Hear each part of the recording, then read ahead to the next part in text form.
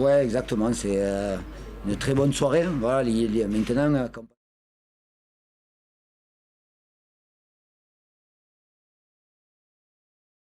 on rentre un peu dans une certaine psychose, le fait de battre Lens, ça doit, j'espère, pour les matchs à venir ici, nous permettre de se lâcher complètement et d'être beaucoup plus conquérant, comme on a pu l'être ce soir, même si on a pendant des périodes de match assez souffert, mais on a fait preuve d'abnégation.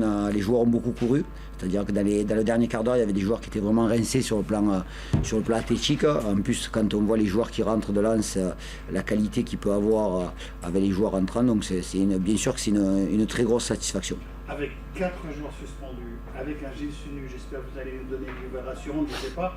On se dit, oh là là, mais oh, cette Berrichonne, qu'est-ce qu'elle va nous faire ce soir? Et à l'arrivée, vous menez même 3 buts à 0, c'est incroyable. Ouais, c'est vrai que la titularisation de Gilles, c'est moi qui ai voulu le mettre titulaire parce que au départ, le médical m'avait dit qu'il pourrait jouer une demi-heure, mais je pars du principe qu'un joueur, si on a un doute, il vaut mieux qu'il démarre, parce que si il s'avère qu'il rentre dans la dernière demi-heure et qu'il se pète de suite, on perd un changement et pour un peu que ça soit le dernier, on se retrouve dans une situation délicate. Donc j'ai pris le risque de le lancer. Il a pété assez rapidement, donc voilà, je pense que c'est toujours sa douleur musculaire. Après, j'espère de tout cœur pour lui parce qu'il est très triste ce soir que ce soit rien, parce qu'on va avoir besoin de lui. Voilà, il est tellement impatient de faire des différences, donc il faut qu'il reste, il faut qu'il reste mesuré, qu'il se soigne, et je suis persuadé que c'est un joueur qui nous fera énormément de bien. Voilà. Pourtant, vous nous aviez dit s'il n'est pas à 100%, il ne débute pas. Ouais, mais vous nous avez menti, Nicolas. Non, j'avais un doute entre Philippe Kenny et Gilles Sunu. Ils étaient un peu dans le même cas de figure. Ils étaient incertains tous les deux.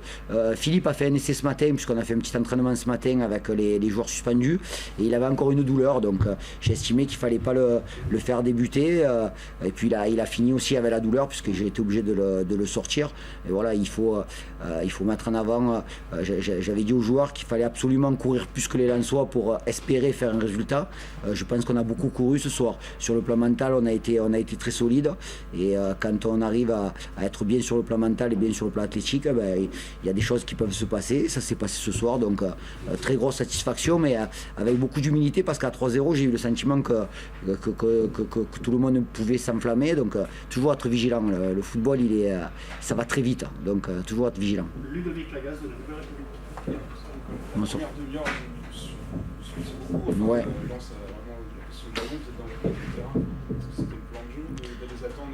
Le plan de jeu, c'était pas forcément de jouer dans notre camp et de les attendre, mais après, quand on perd le ballon et qu'on n'arrive pas à le garder et qu'en face il y a une équipe de qualité, automatiquement on est poussé sur le reculoir. Et là, effectivement, la seule solution pour pouvoir se projeter, c'est de récupérer et de vite mettre de la verticalité dans notre jeu.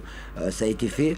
Faut mettre en avant aussi la performance de Fantama Didiara, qui a été très courageux, qui a fait preuve de beaucoup d'abnégation, même s'il a pas tout réussi, mais il a fait beaucoup d'efforts. Et puis je voudrais simplement mettre en avant je suis pas pour mettre des performances individuelles en avant, mais simplement je voudrais mettre en avant la performance d'Alex Reynaud, qui est un joueur fondamental dans le groupe, très, très important, et qui a fait un très bon match. Je suis très heureux pour lui. Je suis très heureux pour lui que ça se conclue par une victoire, parce que c'est un garçon très important.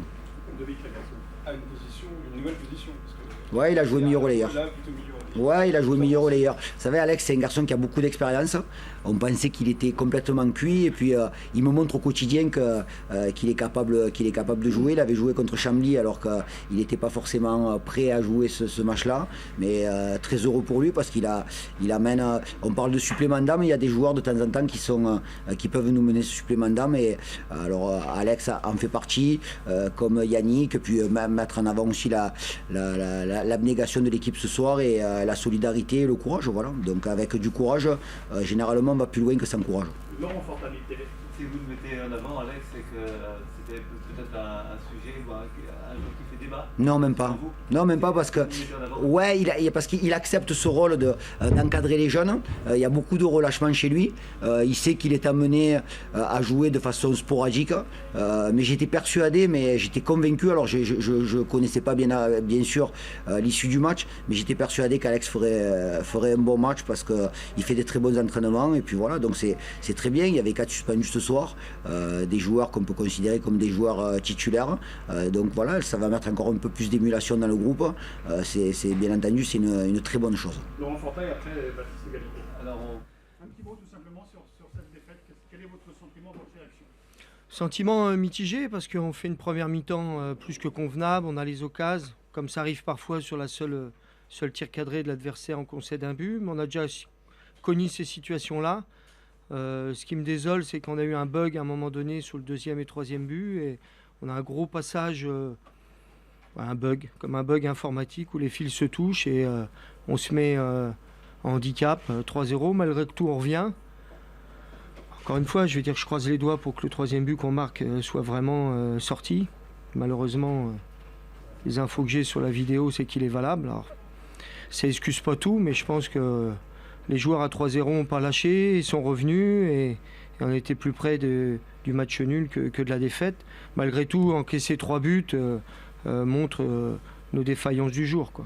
Vous aviez prévenu vos joueurs, vous leur avez dit attention, Châteauroux, ils ont gagné qu'un match chez eux, mais ils sont capables. Oui, bien sûr, on le savait. Déjà à l'aller, ils nous avaient posé des problèmes. Ils ont gagné à Ajaccio, donc je pense pas, et on l'a vu d'entrée de match, qu'on n'a pas sous-estimé cette équipe-là.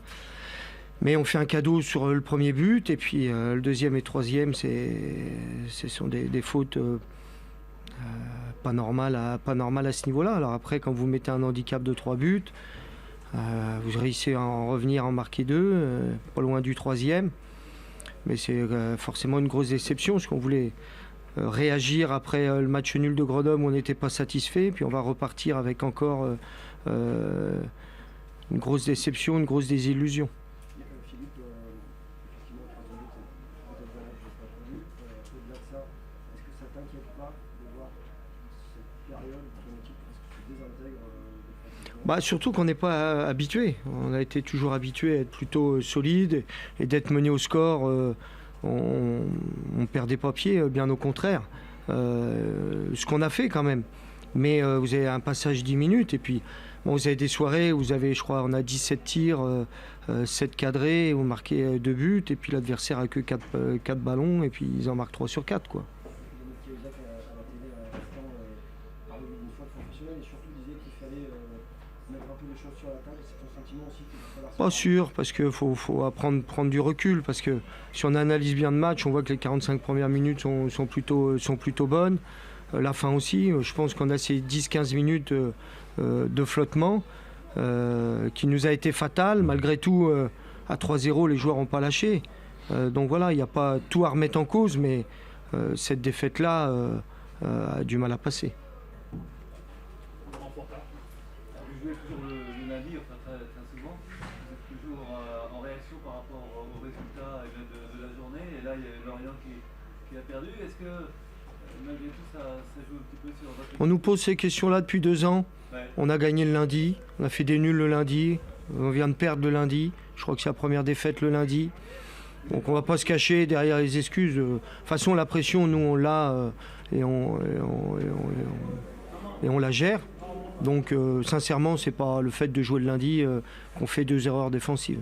Vous n'avez pas envie de jouer de temps en temps, une fois de temps en temps? C'est pas nous qui décidons. Il y a des choses qui dépendent de vous. Donc là, vous agissez. Les choses qui dépendent pas de vous, on perd pas de temps ni d'énergie. Pas moi qui s'occupe du calendrier. Parfait. D'autres questions? Non. Merci. Philippe Montagnier, l'entraîneur du